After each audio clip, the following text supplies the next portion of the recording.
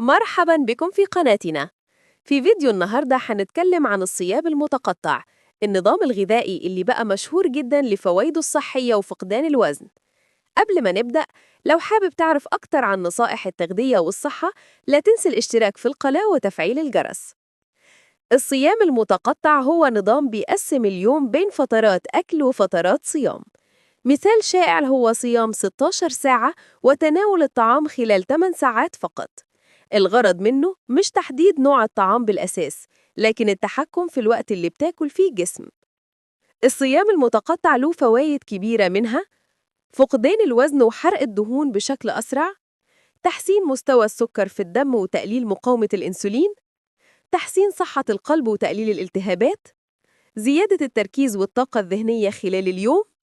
لكن مهم نعرف إن الصيام مش مناسب للجميع، مثل الحوامل أو مرضى السكري دون استشارة طبيب. هناك عدة طرق للصيام المتقطع. طريقة 16-8، تصوم 16 ساعة وتتناول الطعام 8 ساعات. طريقة 5-2، تاكل طبيعي 5 أيام وتصوم يومين بشكل محدود السعرات. الصيام البديل، يوم صيام ويوم أكل طبيعي. اختيار الطريقة المناسبة يعتمد على أسلوب حياتك وقدرتك على الالتزام. لكي تنجح في الصيام المتقطع، اشرب الكثير من الماء والشاي بدون سكر. تناول وجبات صحية ومتوازنة خلال فترة الأكل. ابدأ تدريجياً إذا كنت جديد على الصيام.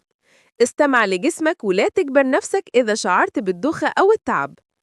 الصيام المتقطع مش مجرد نظام غذائي، لكنه أسلوب حياة صحي يساعد على فقدان الوزن وزيادة الطاقة. جربه بطريقة مناسبة ليك، ولا تنسى الاشتراك في القناة وتفعيل الجرس علشان توصلك كل الفيديوهات الصحية الجديدة.